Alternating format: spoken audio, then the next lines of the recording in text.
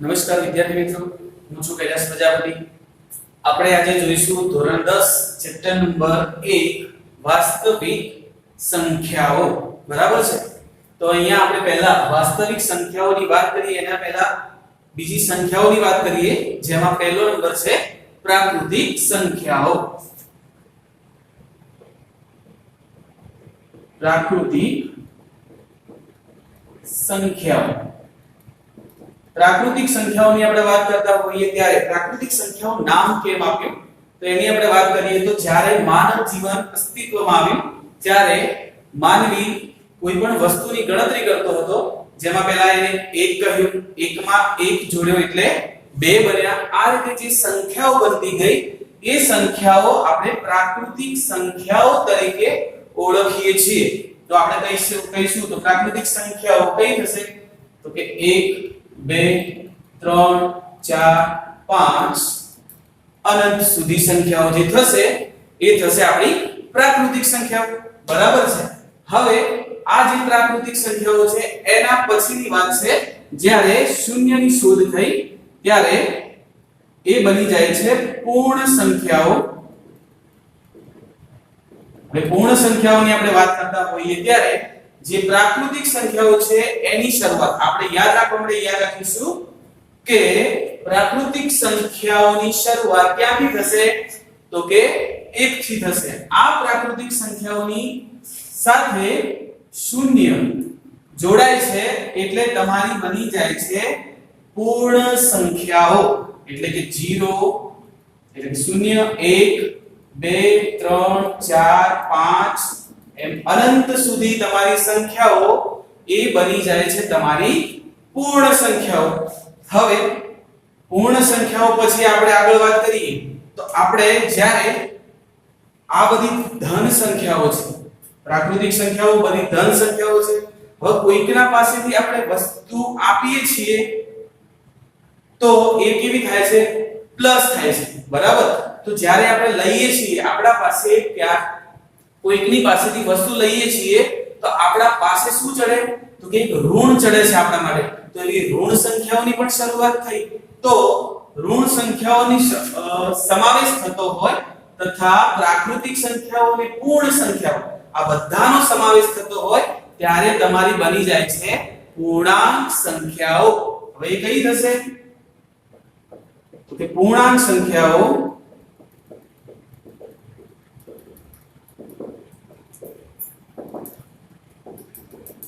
-3 -2 આગળ -4 -5 -6 અનંત સુધી આ બધું ડાબી બાજુ હશે. એના એ જ રીતે -3 -2 -1 0 1 2 3 4 આમ અનંત સુધી આ બધી એટલે કે શૂન્યનો પણ સમાવેશ થાય, ધન સંખ્યાઓનો પણ સમાવેશ થાય અને ઋણ સંખ્યાઓનો પણ સમાવેશ થતો હોય એવી બધી જ સંખ્યાઓ એ તમારી કઈ બનશે? પૂર્ણાંક સંખ્યાઓ બનશે. આગળ વાત કરીએ સમય સંખ્યાઓની. કઈ સંખ્યાઓ તો કે સમય સંખ્યાઓ. હવે સમય સંખ્યાઓ કઈ કહીશું આપણે તો કે જે સંખ્યાઓને p ભાગ્યા q સ્વરૂપમાં દર્શાવી શકાય એવી બધી સંખ્યાઓ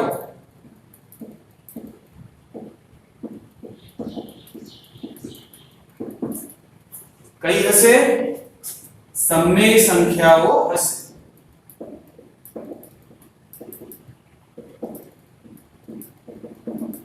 જ્યાં p શું હશે તો કે p એ અંશ છે તમારો અને q શું છે તો કે છેદ છે.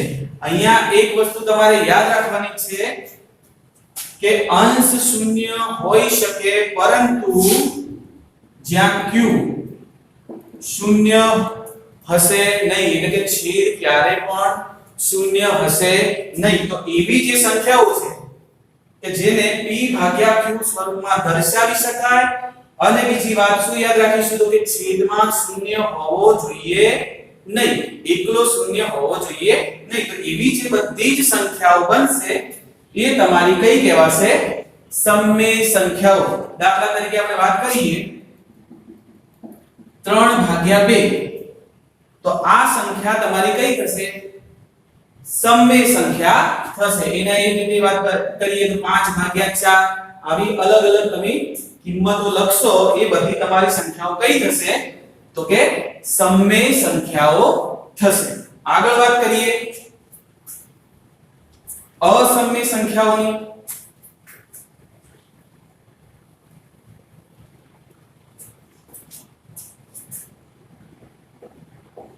અસમમેય સંખ્યાઓ. અસમમેય સંખ્યાઓની વાત કરતા હોઈએ ત્યારે આપણે એક સીધી વ્યાખ્યા જો એની આપવી હોય તો કહી શકાય કે જે સમમેય સંખ્યાઓ નથી એવી બધી જ સંખ્યાઓ, જેને શું કહીશું આપણે? અસમમેય સંખ્યાઓ.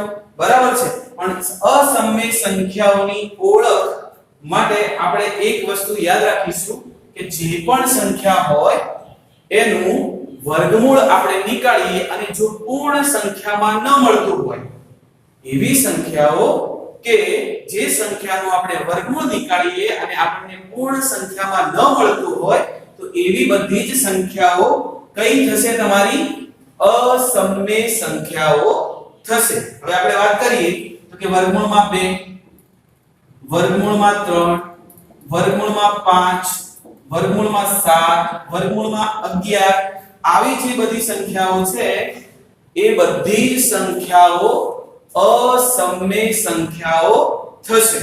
એક બીજી વાત યાદ રાખીશું જેને આપણે પાઈ તરીકે ઓળખીએ છીએ. પાઈ તો એ શું છે? તો કે એ અબૈજિક અસમમેય સંખ્યા છે. અમુક વખત એમસીક્યુ ની અંદર પૂછાતું હોય છે તો કે પાઈ કઈ સંખ્યા છે? તો કે અબૈજિક અસમમેય સંખ્યા છે. આપણે યાદ રાખીશું આ. હવે આગળ વાત કરીએ. આપણે ટોપિક હતો વાસ્તવિક સંખ્યાઓ. તો આપણે સૌપ્રથમ પહેલા કઈ સંખ્યાઓની વાત કરી?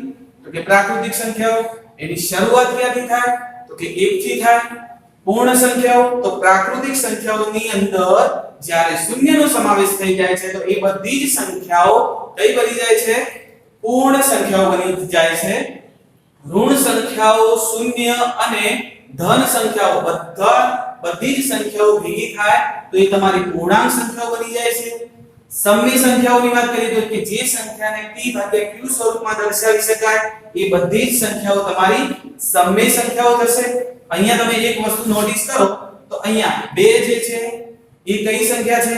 અવિભાજ્ય સંખ્યા છે. 3 પણ કઈ સંખ્યા છે? તો કે અવિભાજ્ય છે. 5 અવિભાજ્ય સંખ્યા છે. તો અહીંયા અસમમેય સંખ્યાઓની તમારે એક બીજી પણ વસ્તુ યાદ રાખવી હોય કે અસમમેય સંખ્યાની ઓળખ યાદ રાખવી હોય તો તમે એવું કહી શકો કે જે પણ અવિભાજ્ય સંખ્યાઓ છે, જે પણ અવિભાજ્ય સંખ્યાઓ છે એનું વર્ગમૂળ એ બધી જ સંખ્યાઓ, જે અવિભાજ્ય સંખ્યાઓ છે એ બધી જ સંખ્યાઓનું વર્ગમૂળ એવી બધી જ સંખ્યાઓ તમારી અસમમેય સંખ્યાઓ થશે. બરાબર.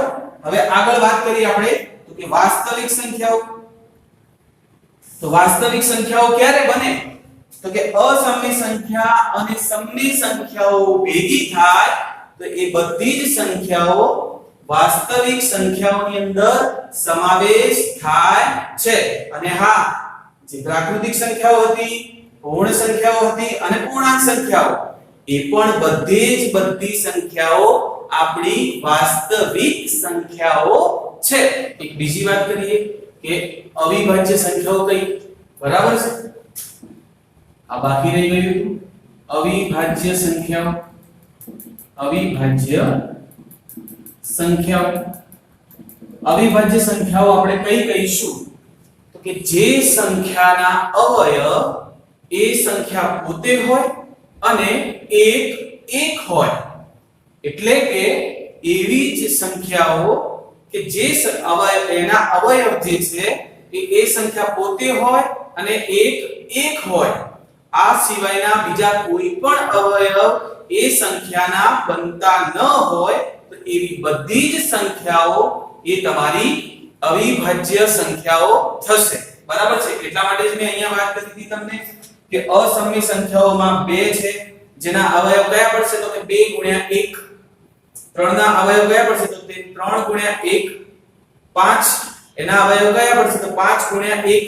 એટલે એનો મતલબ એવો થયો કે 2 ના અવયવ કેટલા પડે છે તો કે 2.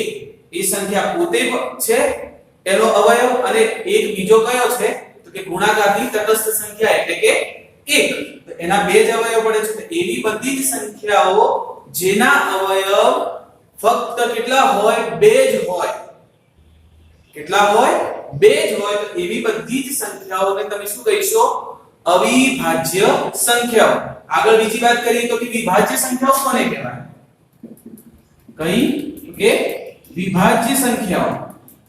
તો આગળ વાત કરીએ તો કે વિભાજ્ય સંખ્યાઓ આપણે એવી સંખ્યાઓને કહીશું જે સંખ્યાના અવયવ 2 અથવા 2 થી વધારે અવયવ પડતા હોય તો એવી બધી જ સંખ્યાઓને આપણે શું કહીશું વિભાજ્ય સંખ્યાઓ. દાખલા તરીકે આપણે વાત કરીએ કે 18 છે તો 18 ના અવયવ આપણે કયા કયા લખી શકીએ?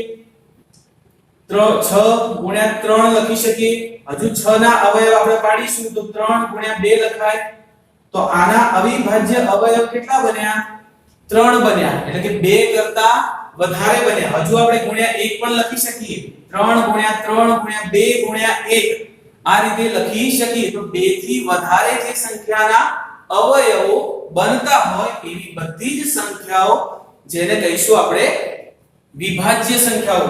આગળ આપણે અહીંયા જે ટોપિકની વાત કરતા હતા વાસ્તવિક સંખ્યાઓની તો કે વાસ્તવિક સંખ્યાઓ કોને કહીશું આપણે? જે આપણો મેઈન પોઈન્ટ હતો. તો આ જે આપણે બધી સંખ્યાઓની વાત કરી કઈ તો કે પ્રાકૃતિક સંખ્યાઓ, પૂર્ણ સંખ્યાઓ, પૂર્ણાંક સંખ્યાઓ, સમમી સંખ્યાઓ, અસમમી સંખ્યાઓ, અવિભાજ્ય સંખ્યાઓ, વિભાજ્ય સંખ્યાઓ.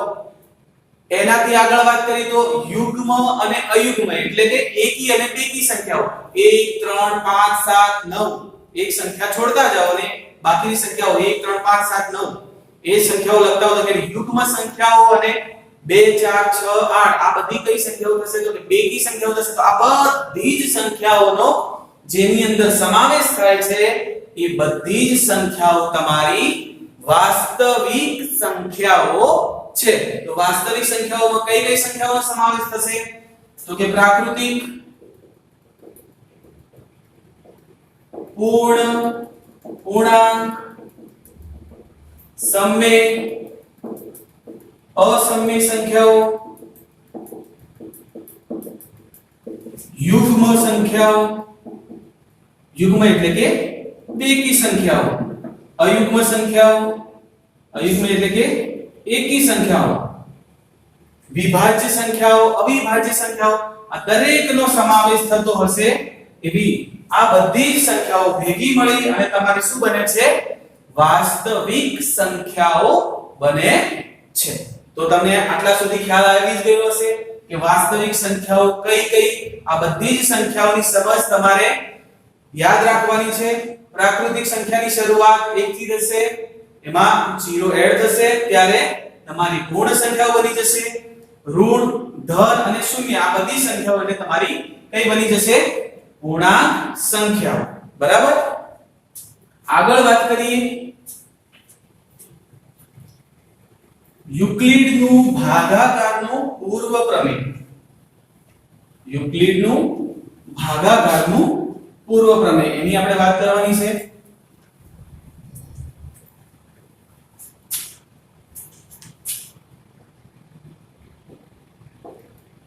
યુક્લિડનું ભાગાકારનું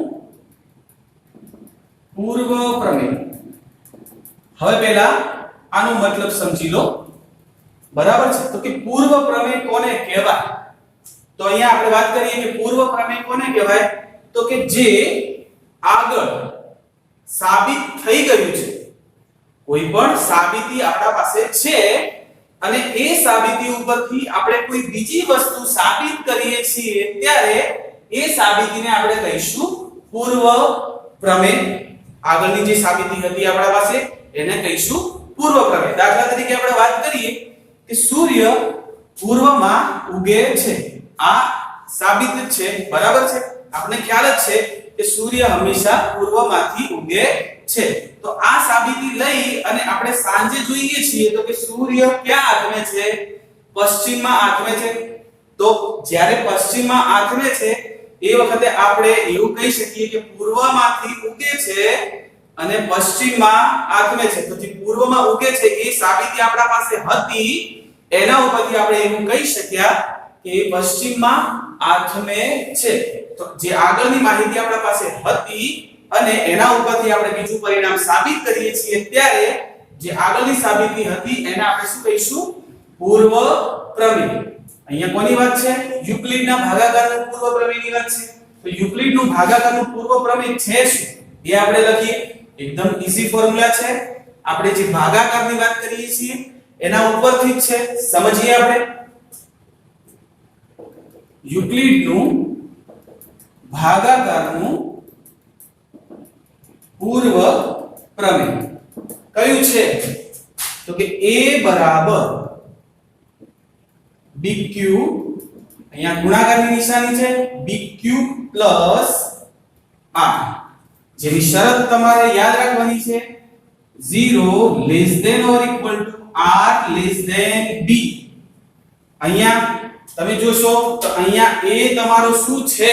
તો a છે તમારો ભાજ્ય, b છે એ તમારો છે ભાજક, q છે એ તમારું ભાગફળ છે અને r છે એ તમારી શેષ છે. અહીંયા આ પ્રમેયને સમજવા માટે એક નાનકડું આપણે ઉદાહરણ લઈએ. જે ભાગાકારની વાત કરતા હતા એની વાત કરીએ. દાખલા તરીકે આપણા પાસે ભાગાકારમાં છે 7 અને એને ભાગવાના છે 3 વડે, બરાબર? 7 ભાગ્યા 3. તો આપણને ખ્યાલ જ છે, આગળના ધોરણમાં આપણે ભણતા જ આવ્યા છીએ કે 7 એને શું કહીશું? તો કે એને ભાજ્ય કહીશું. જેના વડે ભાગવાના છે એને કહીશું ભાજક. હવે આપણે 3 નો ઘડિયો બોલીએ તો 3 ગુણ્યા 1 3 થાય અને 3 ગુણ્યા 6. આપણે ત્યાં સુધી જવાનું હોય કે 7 થી મોટી સંખ્યા ન થાય. તો 3 ગુણ્યા 2 તમને મળશે 6. અહીંયા ખ્યાલ જ છે આપણને કે બાદબાકી થાય છે અને અહીંયા શેષ તમારી કેટલી આવે છે? 1.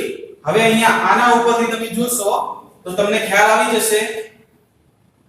ભાજક આ તમને અહીંયા શું મળે છે? ભાગફળ મળે છે અને અહીંયા છેલ્લે શું વધે? તો કે શેષ. તો તમને ખ્યાલ જ આવી ગયો હશે કે આ જે ભાગાકારનું યુક્લિડનું ભાગાકારનું પૂર્વ પ્રમેય છે એ બાકી છે શું? તો કે ભાગાકારની એક સરળ રચના છે જેને આપણે યાદ રાખીશું a બરાબર bq પ્લસ r. એની શરત યાદ રાખીશું 0 less than or equal to r less than b. એનો મતલબ એવો થયો કે શેષ શૂન્ય હશે અથવા ભાજક કરતા નાની હશે. શૂન્ય હોઈ શકે અથવા તો ભાજક કરતા નાની હોઈ શકે, ભાજક જેટલી હોઈ શકે નહીં. આ વસ્તુ યાદ રાખીશું આપણે. તો આના ઉપરથી આ યુક્લિડના ભાગાકારના પૂર્વ પ્રમેય ઉપરથી આપણે શોધી શું શકીએ? બરાબર? તો યુક્લિડના ભાગાકારના પૂર્વ પ્રમેય ઉપરથી આ રીતથી જે આપણે દાખલા ગણીશું એનો ઉપયોગ ક્યાં થાય છે? તો અહીંયા આપણને ગુસા મેળવવામાં આ મદદરૂપ થાય છે. ગુસા એટલે શું? તો ગુરુત્તમ સામાન્ય અવયવ. તો અહીંયા આ પદ્ધતિમાં આ ભાગ પ્રવિધિમાં આપણે શું કરવાનું છે એની વાત કરીએ તો અહીંયા આપણે આ પદ્ધતિ દ્વારા ચાલતું જવાનું છે અને છેલ્લે જ્યારે છેલ્લા સ્ટેપની અંદર જ્યારે આપણને શેષ શૂન્ય મળે, શું મળે? શેષ જ્યારે શૂન્ય મળે ત્યારે એ વખતે એરાય પદની અંદર જે ભાજક હશે, શું હશે? જે ભાજક હશે એ તમારો એ આપેલી બે સંખ્યાઓ માટેનો ગુસા થશે. શું થશે? આપેલી બે સંખ્યાઓ માટેનો ગુસા થશે. હવે તમને ખ્યાલ આવી જ ગયો હશે કે યુક્લિડનું ભાગાકારનું પૂર્વ પ્રમેય શું શોધવા માટે ઉપયોગી છે? તો કે બે સંખ્યાઓ જે આપેલી છે એનો ગુસા શોધવા માટે એટલે કે ગુરુત્તમ સામાન્ય અવયવ શોધવા માટે આપણને ઉપયોગી બને છે. હવે આ જે વસ્તુ જે યુક્લિડનું ભાગાકારનું જે પૂર્વ પ્રમેય છે એના ઉપર એને સમજવા માટે આપણે એક ઉદાહરણ લઈએ કે કઈ રીતે આપણે ગુસા શોધી શકીએ. બરાબર છે?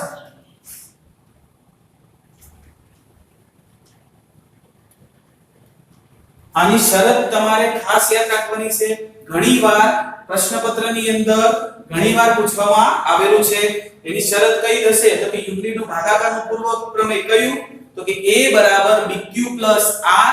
એની શરત કઈ? તો કે 0 less than or equal to r less than b. હવે એના ઉપરથી આપણે એક દાખલો ગણવાનો પ્રયાસ કરીએ. દાખલા તરીકે તમને આપેલું છે કે યુક્લિડની ભાગાકારની પ્રવિધિથી 125 અને ની ભાગાકારની પ્રવિધિથી 135 અને 225 નો ગુસા શોધો એટલે કે ગુરુત્તમ સામાન્ય અવયવ શોધો. તો આપણને ખ્યાલ જ છે યુક્લિડનું ભાગાકારનું પૂર્વ પ્રમેય કયું? તો કે a બરાબર bq r. જ્યાં r તમારું શું દર્શાવે? તો કે શેષ. a એટલે તમારા ભાજ્ય થશે, b એટલે તમારો ભાજક થશે અને q એટલે તમારો ભાગફળ થશે. તમે અહીંયા જોઈ શકો છો કે 135 અને 225 છે. આપણે ભાગાકારની વાત કરતા હોઈએ તો જેને ભાગવાના છે એટલે કે જે ભાજ્ય છે આપણે મોટી લઈએ છીએ અને ભાજક એનાથી નાના લઈએ છીએ. તો અહીંયા બંને જે કિંમત આપેલી છે એની અંદર આપણે લખીએ તો કે જે મોટી સંખ્યા છે એને આપણે a લઈએ. દાખલા તરીકે ધારો કે a બરાબર 225 અને b બરાબર છે 135. અહીંયા આપણે એવું લખી શકીએ કે a greater than b. b કરતા a મોટા છે. બરાબર? તો અહીંયા યુક્લિડની ભાગાકારની રીતથી આપણે આનો ગુસા શોધવાનો પ્રયાસ કરીએ. કઈ રીતે શોધીશું? યાદ રાખવાનું છે, એકદમ ઈઝી રીત છે. અહીંયા a બરાબર એટલે કે 225 બરાબર અહીંયા a એની જગ્યાએ આપણે કેટલા લીધા? 225. અહીંયા b એટલે કેટલા છે? 135 ગુણ્યા કેટલા કરીશું આપણે? જો 135 ગુણ્યા 1 કરીએ તો 135 મળશે. બરાબર? જો 135 ગુણ્યા 2 કરીએ તો આપણે જોઈશું તો કે અહીંયા 270 મળશે. પણ 270 છે એ 225 કરતા કેવા થઈ જશે? મોટા. તો ભાગ આગળ ચાલશે નહીં તો આપણે 1 થી ગુણાકાર કરીશું. પ્લસ શેષ કેટલી વધશે? અહીંયા તમારે જોવું હોય તો આ રીતે કરી શકો તમે. 225 અને 135 નો ભાગાકાર. તો અહીંયા તમે જોશો તો શેષ તમારી કેટલી વધે છે? તો કે 90 વધે છે. તો એ અહીંયા તમે લખશો 90. બરાબર છે? હવે આગળના સ્ટેપમાં તમારે શું કરવાનું છે?